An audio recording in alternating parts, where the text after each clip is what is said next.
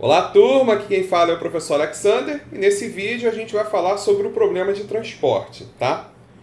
Então, nas sessões que a gente viu anteriormente, a gente aprendeu diversas aplicações para programação linear. Tanto o problema de transporte quanto o problema de designação são exemplos de aplicações da programação linear. Então, o que a gente vai fazer na aula de hoje é pegar esse problema de transporte e criar um modelo de programação linear para ele. Exatamente, né, o mesmo tipo de modelo que a gente fez nas aulas anteriores, tá? Para quê? Porque se a gente tiver um modelo de programação linear, a gente sabe resolver. É só usar o método simplex, usando lá uma calculadora, um software que resolve isso para a gente, ou fazendo manualmente se precisar. Mas o fato é que uma vez que a gente tem um modelo de programação linear, a gente consegue resolver, tá? Então, nessa sessão, vamos nos focar sobre os problemas de transporte, os quais possuem diversas aplicações.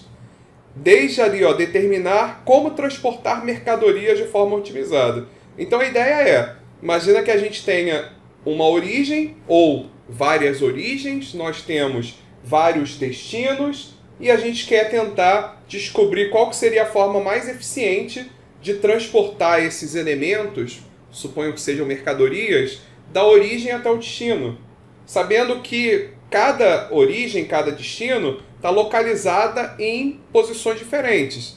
Então, vai ter, por exemplo, destinos que são mais próximos de certas origens. Só que as origens elas têm capacidade limitada. Os destinos têm também uma demanda limitada. E aí, qual é a melhor forma de arranjar isso? Quantas unidades vão sair de cada uma das origens na direção de cada um dos destinos? Então, sei lá, imagina que a origem seja uma fábrica.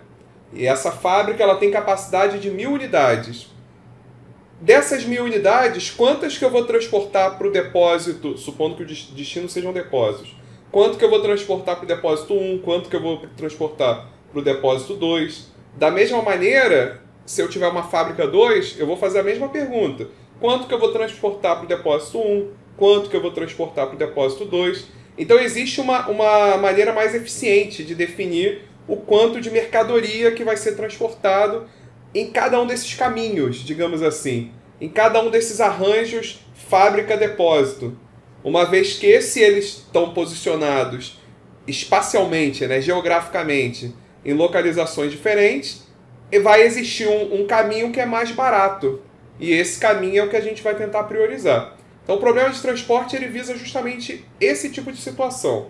Você tem diferentes origens, você tem diferentes destinos, cada origem tem capacidade diferente, cada destino tem uma demanda diferente, e a gente precisa pensar de que forma cada recurso dessas origens vão ser alocados para cada um desses destinos, de maneira que todos eles sejam atendidos no menor custo possível, tá? Todavia, é importante destacar que existem aplicações de problemas de transporte que não está necessariamente relacionado ao transporte de carga. Por exemplo, determinar cronogramas de produção. A ideia é, vamos tentar aprender a modelar esse nosso problema de transporte. Uma vez que a gente entendeu como modelar, a gente pode abstrair isso para outros tipos de problema. O problema de transporte ele é uma classe especial de problemas de programação linear que trata do envio de algum tipo de carga, e essa carga podem ser materiais, podem ser clientes, podem ser informações. Tipicamente são mercadorias. Então a maioria dos problemas que vocês vão enfrentar de transporte, eles vão tratar sobre mercadorias, sobre o transporte de mercadorias. Só que a gente poderia pensar no transporte de clientes também, ou no transporte de informações, no caso de uma rede de computadores, num sistema de informação, o transporte que acontece dentro dele é um transporte de informações. E tentar pensar, por exemplo, qual é a maneira mais eficiente de transportar diversas informações para diversos destinos é um problema de transporte também. A partir de uma origem, né? Então essas informações, materiais, clientes, essa carga, ela vai ser sempre transportada a partir de uma origem até um destino. Então a gente, na definição do problema, a gente tem de maneira clara quais são as origens e quais são os destinos. Então da forma como a gente vai modelar, o elemento ou ele é uma origem ou ele é um destino. Ah, mas na prática ele não poderia ser origem e destino ao mesmo tempo? Sim, mas para um determinado problema, ele vai receber, né, determinado depósito, ele serve apenas como um destino para esse tipo de carga. Mas se imaginar que, na verdade, a gente está entregando isso para uma fábrica, e a fábrica, no fundo, ela é uma origem para um outro destino, aí a gente modela separado. A gente tem aqui essa origem, esse destino, é um modelo. E aí a outra origem, o outro destino é um outro modelo. A gente enxerga isso separado. Então cada modelo precisa ter as origens e os destinos bem definidos. Se esse destino é a origem de um outro para um outro depósito, aí a gente cria um outro modelo para ele, considerando ele sendo a origem. Entendeu? Então esses elementos precisam estar bem definidos. O objetivo do problema de transporte é determinar a programação de expedição. Então isso de definir quanto que cada fábrica vai transportar para diferentes destinos é o que a gente vai chamar de uma programação de expedição. Essa programação que a gente quer buscar é aquela ótima, que é aquela que vai minimizar o custo total de transporte, ao mesmo tempo que ela deve satisfazer todos os limites, que são as restrições. Que restrições são essas? Os limites de fornecimento, que é a capacidade das fábricas, e os limites de demanda, que seria a capacidade, né, entre aspas, dos depósitos, dos destinos. Ambos são as restrições do modelo. Então as capacidades e as demandas vão aparecer como restrições nesse nosso modelo de programação linear para o problema de transporte. Assim podemos estender essa aplicação a outras áreas de operações, como a designação de pessoas, programação de emprego, controle de estoques, desde que a gente tenha claro quais são essas origens. E essas origens precisam atender um destino, de maneira que ambos têm limitações. E a gente precisa encontrar a programação ótima, que é aquela que vai minimizar o custo associado a essa alocação da direção da origem na direção do destino, é um problema de transporte. A gente vai entender com um exemplo. Importante observar que as etapas para a solução desse problema são as mesmas que a gente aplicou no método simplex. A gente não está analisando, a gente não quer construir um modelo que seja um modelo de programação linear. Se ele é um modelo de programação linear, a gente pode solucionar utilizando o método simplex. Por isso é muito importante que tenha em mente os seus fundamentos estudados nas sessões anteriores. Então, para quem não sabe ainda método simplex, é muito importante vocês saberem, e eu já falei bastante sobre ele nas aulas anteriores, tá? Considere o seguinte exemplo prático para a aplicação de um modelo de programação linear, né, para um problema de transporte. Então vamos lá. Um dos principais produtos de uma empresa são as ervilhas enlatadas. As ervilhas são preparadas em 3 fábricas de enlatados. Então a gente tem 3 origens. São 3 fábricas que estão situadas em 3 localidades diferentes. Tá? Então cada fábrica está numa localidade e ela pode ter uma capacidade diferente. E depois essas ervilhas enlatadas, depois de fabricadas, elas são transportadas para 4 depósitos, que agora são os nossos destinos. E esses 4 depósitos também em localizações diferentes. Cada um deles também com uma demanda diferente, tá? Pelo fato de o custo de transporte ser uma despesa importante, a gerência da empresa está iniciando um estudo para a redução ao menor valor possível. Então, como esse custo impacta no custo total dessa operação, é importante a gente conseguir definir quantas unidades da fábrica 1 vão ser transportadas para os depósitos 1, 2, 3 e 4, quantas da fábrica 2 vão ser transportadas para os depósitos 1, 2, 3 e 4, e quantas da fábrica 3 vão ser transportadas para os depósitos 1, 2, 3 e 4, de maneira a atender os limites de capacidade e atender as demandas desses depósitos com o menor custo de transporte possível. Então, esse é o problema de transporte. A empresa realizou uma estimativa para a próxima temporada sobre o volume proveniente de cada fábrica de enlatados. Ou seja, ela definiu as capacidades de produção de cada fábrica. E também a quantidade de suprimento total de ervilhas destinadas a cada depósito. ou seja, ela sabe quais são as demandas de cada depósito. Dessa forma, existem diversas combinações do tipo fábrica-depósito. São 12, né? A gente tem 12 combinações.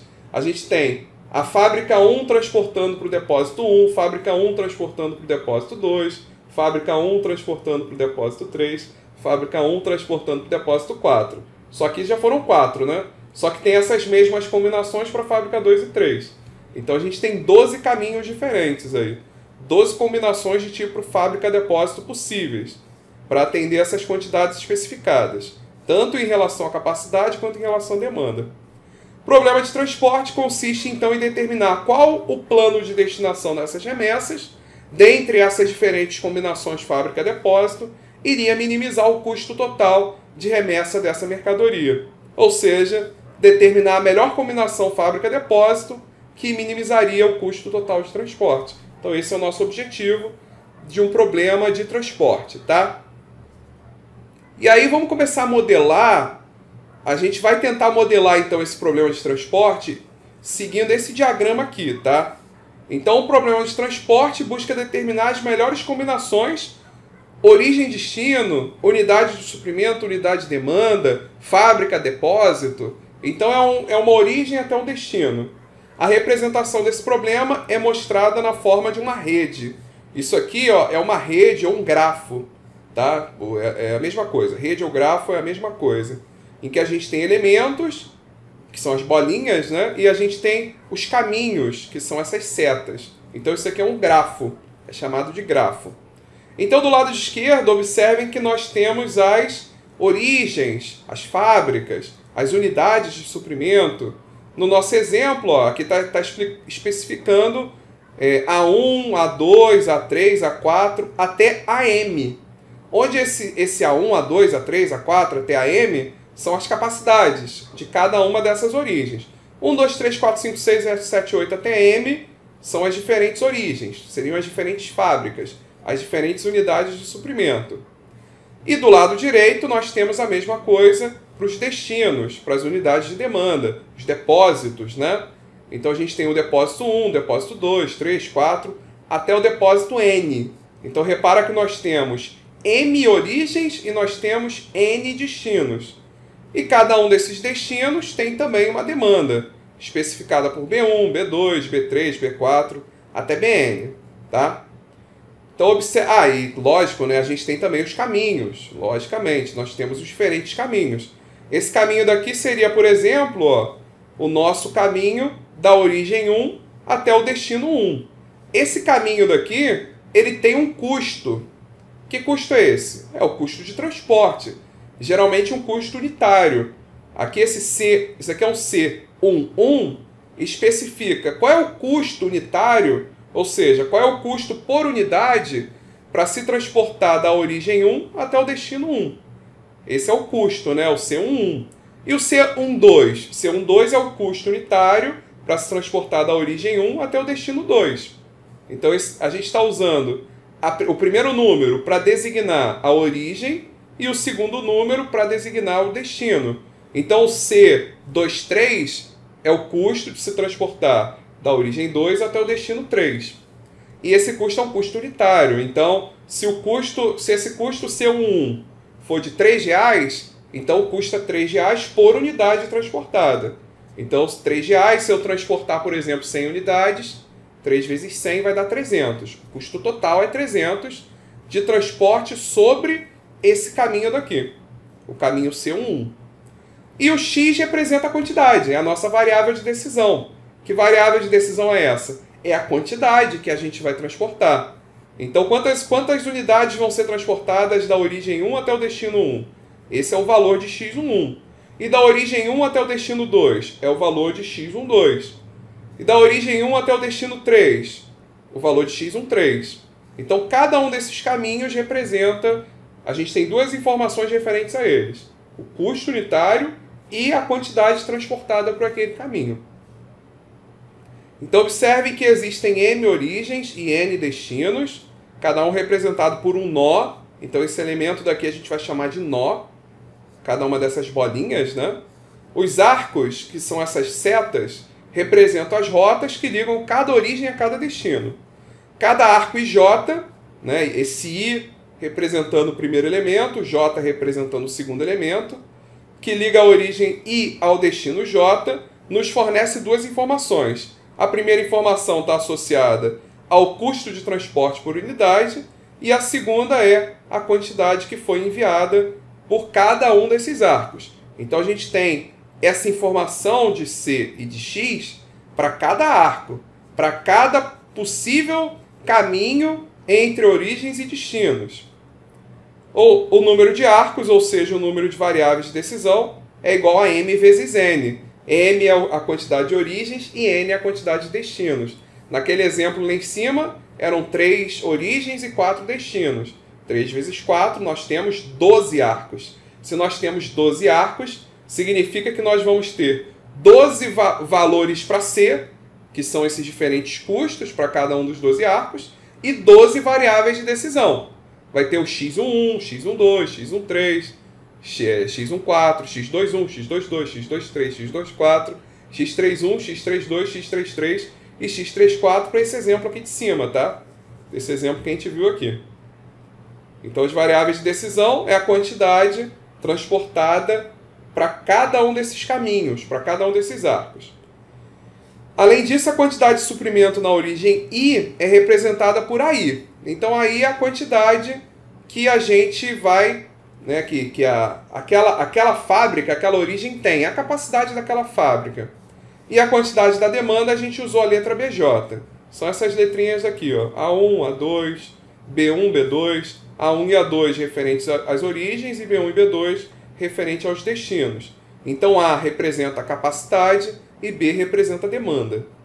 O objetivo do problema de transporte é determinar as variáveis de decisão, né, X e J, desse nosso problema, que minimizarão o custo total de transporte e, ao mesmo tempo, irão satisfazer todas as restrições, tanto de suprimento quanto as de demanda.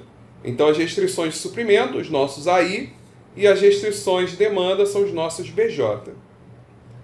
E aí vamos trabalhar no exemplo, né, finalmente, para a gente conseguir construir, então, esse nosso modelo. Então, a gente vai pegar isso que a gente aprendeu agora e vamos colocar na prática nesse exemplo. Então, uma empresa possui 3 fábricas. Nossa empresa tem a fábrica F1, F2 e F3. São 3 fábricas. E ela tem 2 centrais de distribuição, D1 e D2. As capacidades das 3 fábricas para o próximo trimestre são 1.000, 1.500 e 1.200. Né? Carros, tá? Então a gente está falando de carros.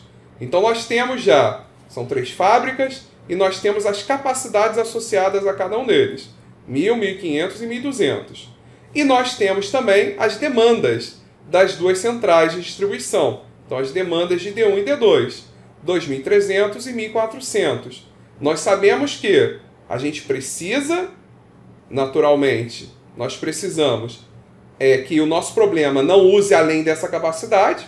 Então, obrigatoriamente, a gente não poderia ter, por exemplo, uma solução em que a fábrica 1 tivesse que transportar 1.200 unidades para esse destino 1, né? Para esse nosso D1, né? Essa nossa central de distribuição 1. Por que eu não posso transportar 1.200 unidades da fábrica 1 para o destino 1, de F1 para D1? Porque o limite de capacidade de F1 é 1.000. A gente não pode transportar além daquilo que ele é capaz de transportar, né? de produzir. Então, isso daqui, esse 1.000, vai aparecer como uma restrição no nosso problema. Da mesma maneira, o 1.500, o 1.200, o 2.300 e o 1.400. Bem, uma observação que a gente já pode fazer em relação a esses dados, ó, é que se a gente for somar 1.000 mais 1.500 mais 1.200, isso vai dar 3.700, né? Que é exatamente a mesma capacidade, não, né? A mesma demanda de D1 e D2. 2.300 mais 1.400 também dá 3.700.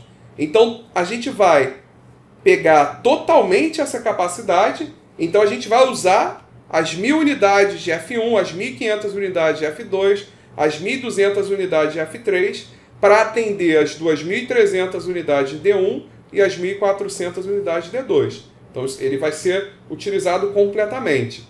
Esse tipo de problema é chamado de um problema de transporte balanceado. Está balanceado por quê? Porque a quantidade de unidades da capacidade é igual as da demanda, tá? Aqui embaixo, nessa tabelinha, a gente tem a distância em quilômetros entre as fábricas e as centrais de distribuição, né? Entre as fábricas e as centrais de distribuição. Então, ó, a distância de F1 até D1 é 1.000 km. De F1 para D2, 2.690. De F2 para D1, 1.250 km. De F2 para D2, 1.350 km. De F3 para D1 é 1.275. De F3 para D2, 850 km. Por que essa distância é importante? Justamente porque ela vai afetar o custo, né? Quanto maior for a distância, muito provavelmente maior vai ser o custo de transportar, tá? Então vamos lá, essa informação daqui ela vai ser usada para de alguma forma calcular o custo de transporte. E está aqui embaixo, ó, a empresa transportadora encarregada do transporte dos carros, os carros são as mercadorias que a gente está transportando, ela cobra 8 centavos por quilômetro, por carro. Ou seja, é 8 centavos por quilômetro por unidade. Então se a gente multiplicar essa tabela daqui, ó, esse 1.000 vezes 0,08, que 8 centavos é 0,08 reais, né? Então, 1.000 vezes 0,08 vai dar quanto? Vai dar 80, que é esse valor que a gente colocou aqui, ó. Se eu fizer 2.690 vezes 0,08, 215. Então, essa tabela aqui, na verdade, é a tabela de cima multiplicada por 0,08 cada elemento. Então, a gente vai obter essa tabela daqui. Essa tabela nos fornece o custo unitário, o custo de transporte para cada unidade de carro, né? Cada unidade de mercadoria. Então, cada unidade transportada de F1 para D1 custa 80. Se eu transportar 10 unidades, eu pago 800. Se eu transportar 100 unidades de F1 para D1, eu pago 8.000. Então, esse daqui, ó, é o custo unitário. É ele, né, vezes a quantidade que eu estou transportando nesse caminho. É ele vezes a quantidade que eu transporto de F1 para D1 é o nosso X11, não é? Então, 80 vezes o X11 vai nos fornecer o custo associado a esse caminho daqui, né? Só que nesse nosso problema nós temos 6 caminhos diferentes.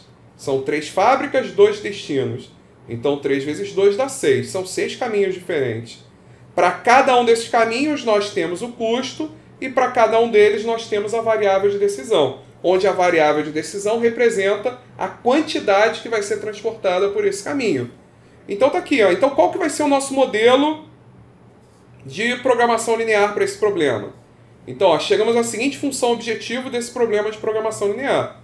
Então aqui, ó, qual é a função objetivo? Minimizar Z, né? Minimizar, porque a gente quer minimizar o custo. Aqui a gente está chamando de Z, poderia chamar de CT, custo de transporte, ou custo total. Aqui eu usei Z porque é a variável que a gente sempre tem usado. E aí qual é essa função custo? Como é que eu calculo esse custo?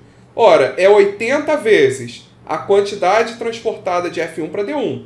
Essa quantidade é o nosso X11. Tá aqui, ó. 80 vezes X11. Mais 215 vezes X12, ó. É a quantidade transportada de F1 para D2. 215 vezes X12. Mais 100 vezes X21. Mais 108 vezes X22. Mais 102 vezes X31. Mais 68 vezes X32. Tá aqui. Essa é a nossa função objetivo. Nossa função objetivo é minimizar Z, que é igual a essa expressão daqui, que é justamente a expressão do custo de transporte. Tá? Então, note que os coeficientes C e J de cada incógnita X e J são os custos de transporte unitário, né? Que estão lá nessa tabela, entre a fábrica I e o destino J. Além disso, X e J são as quantidades de carros transportadas entre a fábrica I e o destino J. Observe que, da forma como a tabela foi montada, o índice I representa cada linha. Então, ó, o I, que é o nosso primeiro elemento, está associado a cada linha, né? Então, aqui são cada uma das linhas, ó. Aqui é a linha 1 e linha 1. E aqui é linha 2, que é associada à fábrica 2. Linha 3 e linha 3, associada à fábrica 3.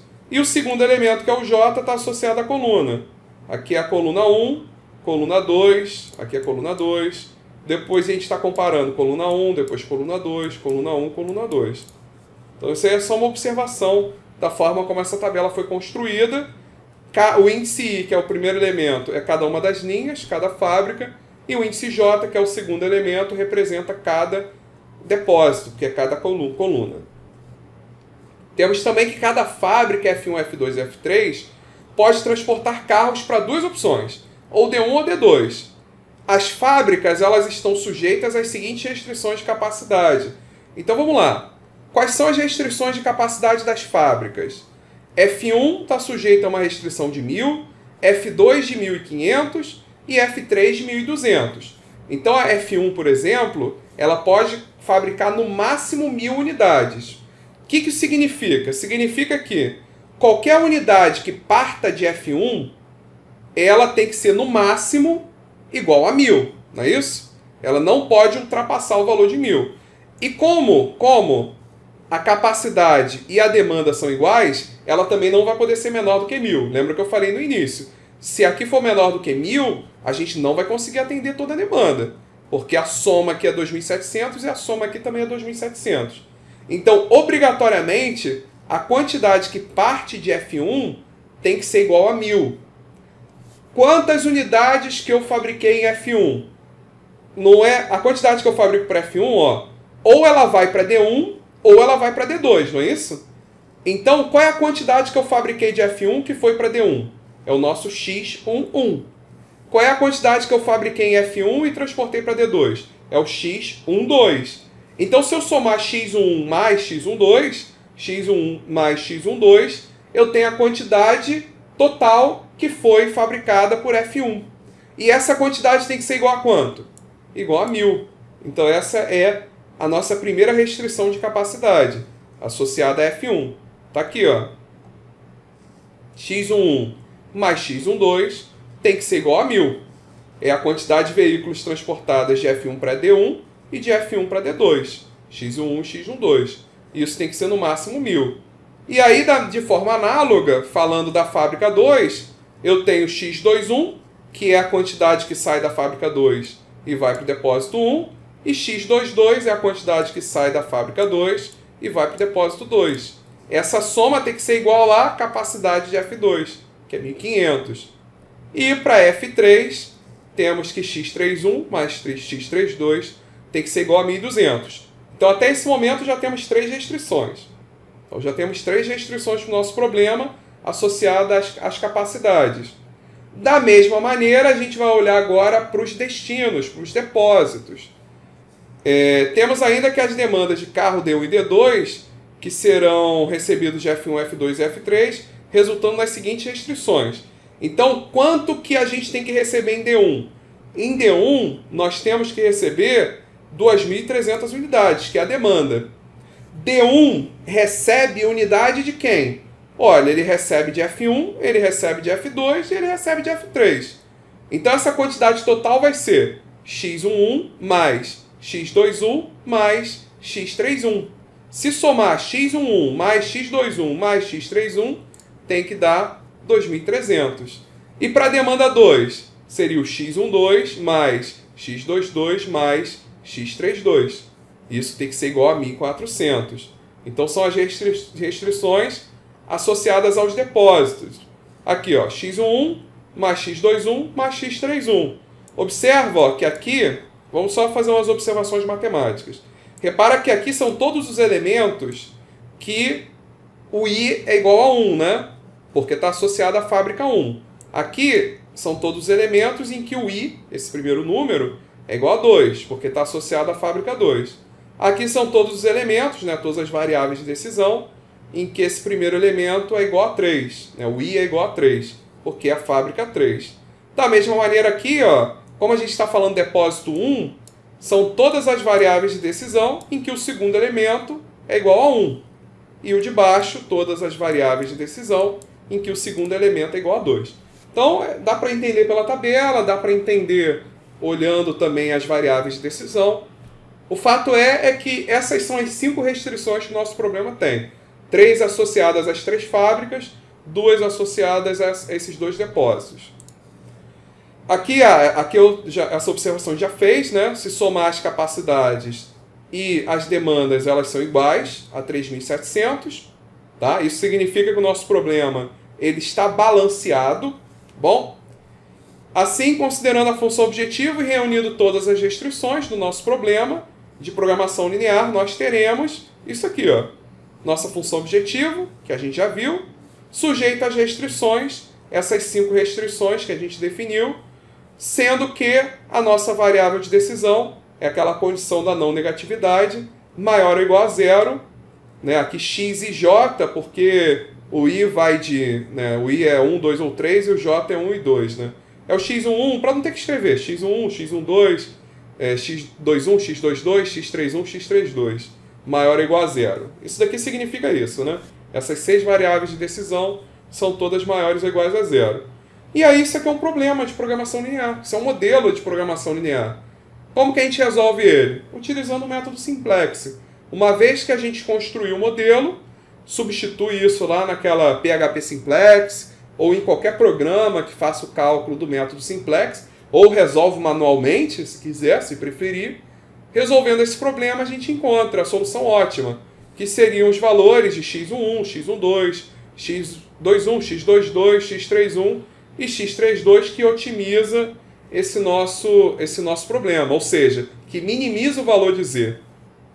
Para quem for utilizar, por exemplo, a PHP Simplex, lá não tem como você definir variável x11, x12.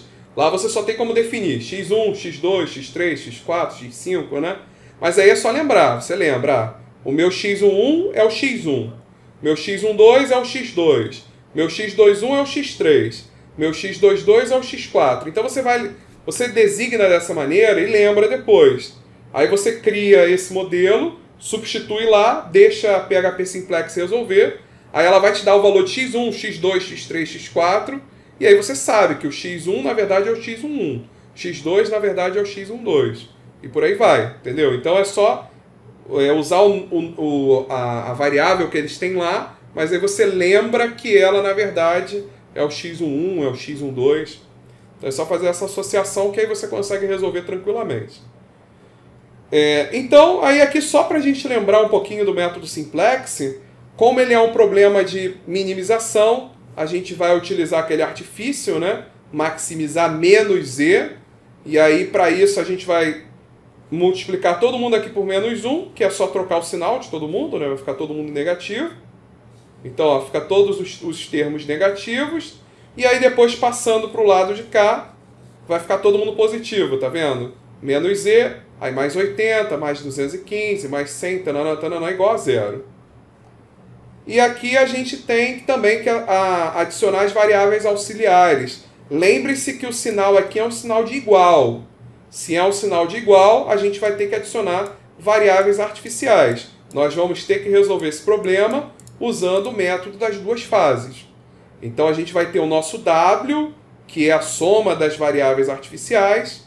A partir de cada uma dessas equações, isolando, né, o A1, isolando o A2, isolando o A3, o A4 e o A5, a gente tem cada um dos valores das variáveis artificiais. E aí, substituindo cada um desses valores aqui na função W, que vai ser essa nossa função objetivo auxiliar, a gente consegue encontrar o valor de W. Então está aqui o valor de W, esse é o nosso valor de W, e aí passa, né, para o outro lado.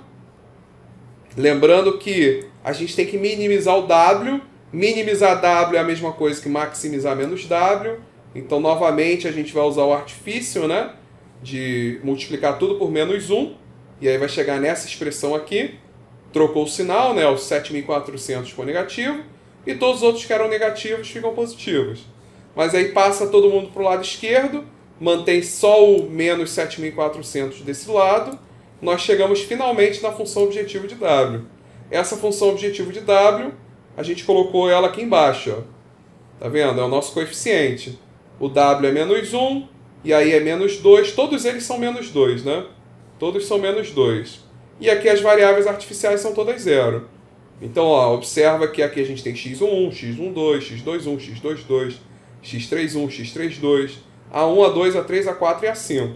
Se vocês forem usar o PHP Simplex, ele vai simplesmente colocar x1, x2, x3, x4, x5, x6, x7, x8, x9, x10 e x11, né? Mas aí vocês depois sabem que, sei lá, o x6 na verdade é o x32.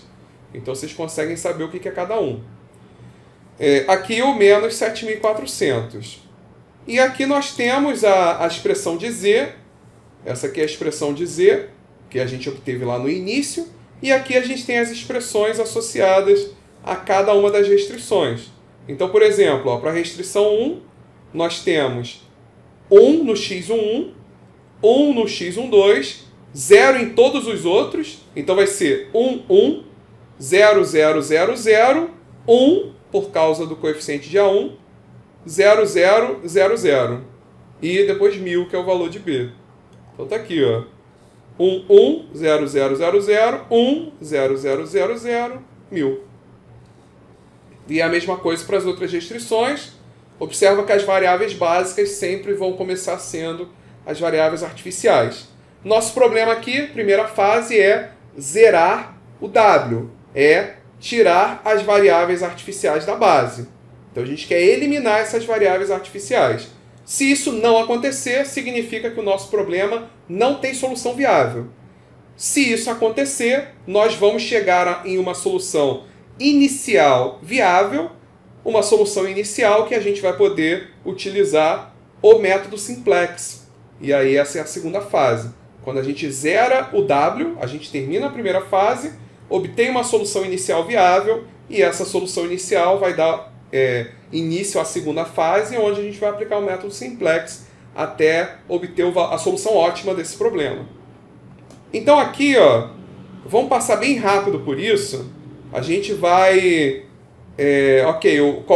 a gente pode escolher qualquer um para entrar na base, porque observa que todos os coeficientes são menos 2. Então a gente pode escolher qualquer um, por exemplo, x11, e aí a gente vai fazer a razão b dividido por x11 em cada uma das restrições. Então, em cada uma dessas restrições, a gente vai fazer o b dividido por x11. Repara que a gente só consegue fazer nessa primeira restrição e nessa daqui, ó. Porque em todas as outras o x11 vale 0, o coeficiente. E aí, consequentemente, a gente não consegue dividir porque não dá para dividir por 0. E dessas, a que vai dar o menor resultado é a linha 1. Então vai sair A1 e vai entrar x11. E aí ou seja, né, a linha 1 é a linha pivô. E aí é fazer o cálculo, tá? Aqui eu já pulei direto para a última tabela dessa primeira fase, dessa fase 1. O problema ele vai terminar lá na tabela 6, tá? Quando chegar na tabela 6, a gente vai obter o W igual a 0. Todas as variáveis artificiais vão ter saído da base. Aí a gente elimina a função W, elimina as variáveis artificiais da nossa tabela, e aí a gente chega nessa tabela daqui, que seria a primeira tabela da segunda fase, para a gente começar a aplicar o método simplex. Então está aqui o nosso problema. A gente tem agora a maior, né, com valor negativo, é x11, então x11 vai entrar na base. Quem é que vai sair? A gente tem 1000 dividido por 1, 1.100 dividido por 1, esse daqui vai dar negativo. Então quem vai sair vai ser o x12. Entra x11, sai x12, essa daqui é a linha pivô, esse daqui é o elemento pivô, e aí é aplicar novamente o método simplex, até que a gente vai chegar lá na tabela 8, a gente vai chegar na solução ótima para esse problema, tá? Então aqui eu estou falando rápido, porque método simplex a gente já viu. Aqui está a nossa tabela que tem a solução ótima. Por que eu sei que essa solução é ótima? Porque não temos mais coeficientes negativos na nossa função objetivo. Nós só temos coeficientes positivos, tá? E aí a gente vai ter que, qual é o valor de z? Menos z é igual a menos 313.200. Então z é igual a 313.200. Para esse problema que a gente está solucionando, o custo mínimo de transporte vai ser 313.200. E isso acontece em que situação?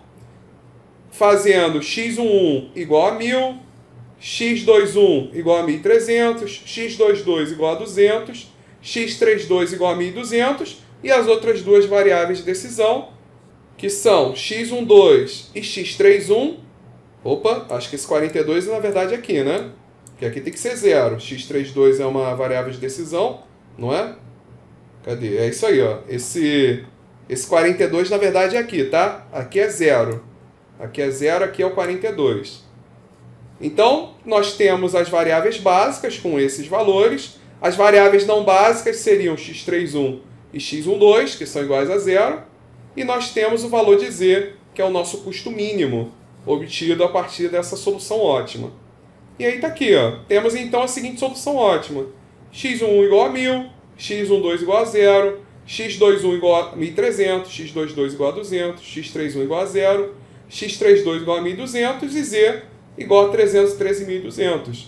Então a solução pelo método simplex deu para a gente a solução ótima do problema. O que é x11? É a quantidade que eu vou transportar da fábrica 1 para o depósito 1. x12, quantidade da fábrica 1 para o depósito 2, é 0. Ou seja, toda a capacidade do depósito 1, que é 1000, né, ela foi utilizada para transportar para o depósito 1. Então toda a capacidade da fábrica 1 foi para o depósito 1. Aqui, ó, no caso do x21 e x22, a capacidade é 1500, sendo que 1.300 unidades foram para o depósito 1 e 200 unidades foram para o depósito 2. E a nossa fábrica 3, ela tem capacidade de 1.200, sendo que todas as 1.200 unidades foram para o depósito 2. E as demandas de cada um dos depósitos? O depósito 1 recebe 1.000 unidades da fábrica 1, 1.300 unidades da fábrica 2, que dá as 2.300 unidades, que é a demanda dele. E o depósito 2 recebe 200 unidades da fábrica 2 e 1.200 unidades da fábrica 3, que dá 200 mais 1.200, as 1.400 unidades, que é justamente a demanda do depósito 2. Então, com isso, né, a gente consegue perceber que a gente está atendendo todas as restrições e, além disso, a gente sabe que essa solução é ótima, justamente porque a gente aplicou o método simplex. Aqui, só para facilitar a visualização do nosso problema, eu coloquei esse diagrama na forma de um grafo, tá? Então, a gente tem as fábricas 1, 2 e 3. Quais são as capacidades dela? Que seria o A1, A2 e A3, lá do modelo. 1.000, 1.500 e 1.200. Nós temos desse lado os depósitos 1 e 2, demanda 2.300 e 1.400. E aí, ó, aqui é o x11. x11 é igual a 1.000, significa transportar 1.000 unidades da fábrica 1 para o depósito 1. Aqui x21 é igual a 1.300, significa transportar 1.300 unidades da fábrica 2 para o depósito 1. Aqui seria o x22, da fábrica 2 para o depósito 2, 200 unidades. E o x32, da fábrica 3 para o depósito 2, 1.200 unidades. Observa que são justamente as 1.000 vieram para cá. Aqui as 1.500 se dividiu 1.300 e 200 para cá. E aqui todas as 1.200 vieram para cá. E a soma, né? 1.000 mais 1.300 dá 2.300. 200 mais 1.200 dá os 1.400. Ou seja, a solução ótima recomenda o embarque de 1.000 carros de F1 até D1, de 1.300 carros de F2 até D1, de 200 carros de F2 até D2, 1.200 carros de F3 até D2. E o custo mínimo para esse caso é justamente R$ 313.200. Tá bom? Então, fechamos esse vídeo. Nos vemos no próximo vídeo. Valeu!